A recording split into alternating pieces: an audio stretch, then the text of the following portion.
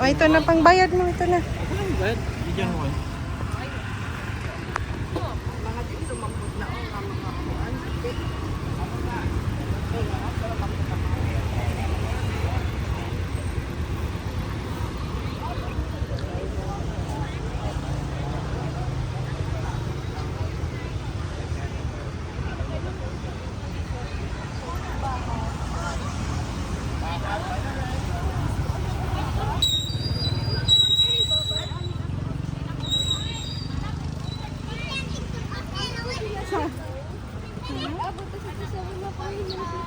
O, sa hindi dito. Destination today. Alay, tinirami. Kaling grino.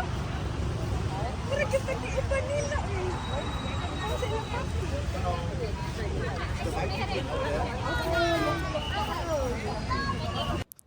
Hi guys! At ito na nga yung vlog 20 part 2. Nahati ko kasi yung first, napakahaba na masyado nun. At tapos ngayon nag-regret ako na hindi ko siya sinalay. So, kaya ito, dahil 9 minutes lang, mag-voice over na lang ako para matry din naman natin.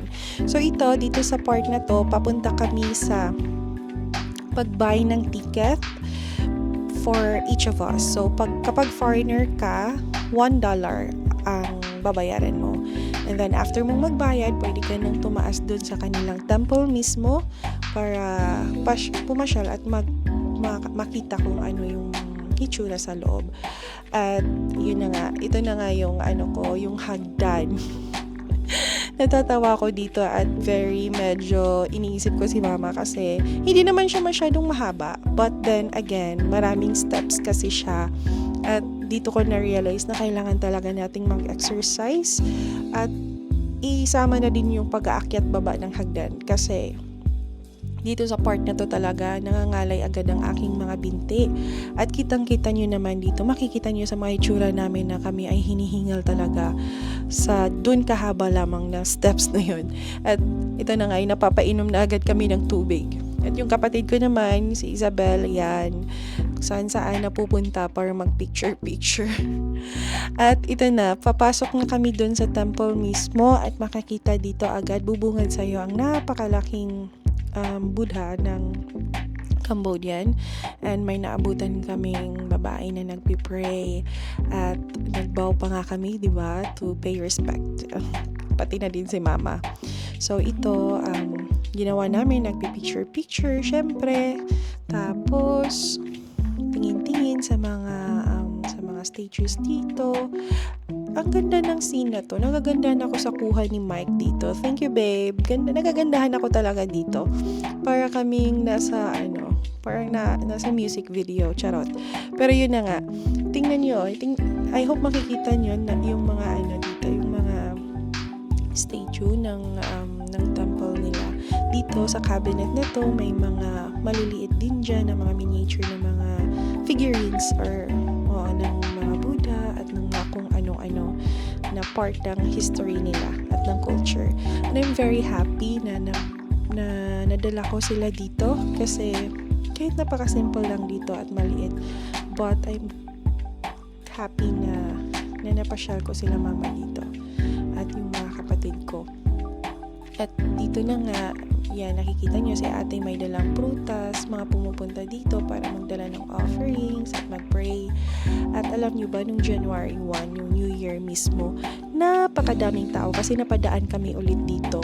Buti na lang talaga sa araw na to kami pumunta para hindi masyadong madami ang tao. So ito na, pababa na kami kasi yun lang naman talaga, yun lang talaga yung iikutan mo. Tapos pagpasok mo sa loob, napakabango, amoy incense. So ito na nga, nung nakababa na kami, ikot-ikot kami kasi pupuntahan namin yung parang may malaking relo dito. Ito na, ito yung sinasabi ko para mag-picture-picture. And gusto ko sana solo-solo pero sabi nila kami na lang daw lahat. At dahil naiinitan na din kasi sila, medyo mainit sa panahon na to, guys. So ayun, picture and then lakad-lakad. Pasyal-pasyal, ikot-ikot lang dito sa loob ng Wat Phnom. Nakita nyo yon? My God, inamoy ko pa talaga yung aking kilikili. Inamoy ko kasi yung sarili ko. Sabi ko, okay pa ba? Okay pa pala. At dito, napa-atras kami kasi ang daming bats dun sa taas dyan. Ang dami, as in OA sa dami. At nakikita namin yung mga poop nila dun sa baba. So, natakot kami at baka mahulugan pa kami ng poop ng bat. So, iwas-iwas tayo at baka kung anong makuha nating sakit from that. So, yun. As in, kahit dito sa dinaanan namin, marami pa ding bats. Pero, wala naman mga kung ano-anong mga dumi from them. So, ito, ako ay nag-uusap-usap kami kung saan kami pupunta, kung magpapa Central Market ba kami or magpapa Royal Mart. Kasi, hapon na kasi to. So, inaano namin kung anong oras. Si Mama tawang-tawa kasi naiinis ako dyan kay Mike. Kung makapag-video kasi, kulang na lang idikit niya yung camera sa mukha ko. So, dito habang nag-uusap-usap kami, parang napag-decidean yata namin na wag na lang kaming pumunta ng Royal Palace. So, bago kami umalis, ayan, napatigil ako kasi bigla na lang nanikip ang aking dibdib. Ang sakit sa paghinga. As in, lagi siyang ganyan. Pero my heart is okay naman, guys. I don't know. May mga ganyang moments lang talaga ako. Ngayon, papasok kami dito sa parang center. Nasa pa din to, Wat Phnom. I just forgot the exact name of this center. Pero dito may mga binibentang mga souvenirs, mga damit, mga yan, yung mga lalaking mga curved na kahoy ng mga ewan ko anong tawag dyan. Sorry, nakalimutan ko.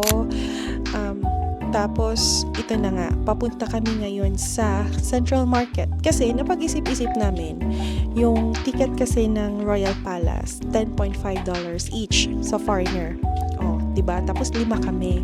10.5 times 5. O, kayo nang bahala mag-compute.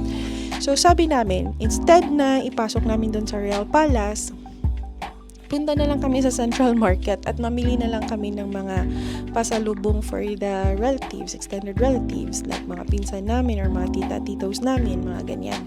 So ito, na-busy agad kasi yung mga kapatid ko, excited silang mamili ng ref magnet for their friends. Tapos kami naman ni Mama, naghahanap kami ng mga duster or mga damit for my grandmas.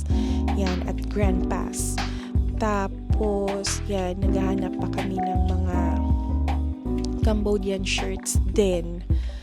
So, ang dami actually nung araw na to, ang dami talaga naming nabili. As in, sulit yung pagpunta namin dito. Alam mo, before, ito na naman, diba? Nagwawala na naman ako kasi nakakainis talaga si Mike. Hay nako, talagang kulit-kulit ng asawa ko. At ito na nga, as in, super na overwhelmed talaga ako kasi pumunta kami dito last time, nagpipicture lang kasi kami. Ngayon lang ulit ako nakapasok para mamili talaga. And nasabi ko, ay marami pala talagang magaganda dito. At hindi siya mahal. Tama lang at makakatawad ka talaga. Kapag marunong kang magtawad, girl, ay sinasabi ko sa inyo, makakamura pa talaga kayo. So yun na nga. At hanggang dito na lang ang aking pag-vlog at kami ay magsha-shopping muna. And I will see you on my next one, guys. Goodbye. Thank you for watching.